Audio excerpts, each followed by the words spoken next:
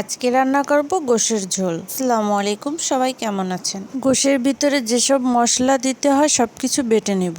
কড়াইতে পরিমাণ মতো তেল দিয়ে তার ভিতরে দারচিনি ভেজে নেব। গোশগুলো ধুয়ে বেশ কিছুক্ষণ জালিতে রেখে দিতে হবে।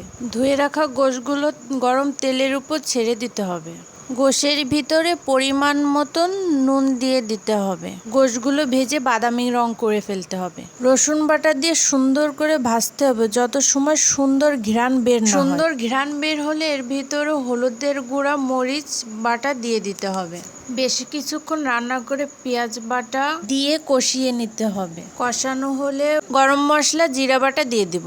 অন্য প্যানে পরিমাণ মতো তেল দিয়ে তার ভিতরে আলু দিয়ে নুন দিয়ে সুন্দর করে লাল লাল করে ভেজে নেব। ভেজে রাখা আলুগুলো গোশের ভিতরে ঢেলে দিতে হবে। বেশ কিছুক্ষণ জাল দিয়ে ঝোলের পানি দিয়ে দিতে হবে পরিমাণ মতো। এভাবে রান্না হয়ে গেল গোশের ঝোলের তরকারি। চিতই পিঠা দিয়ে গোশের ঝোল খেতে অনেক ভালো লাগে, আপনারা খেয়ে দেখবেন। আজকের ভিডিও এই পর্যন্ত। আল্লাহ হাফেজ।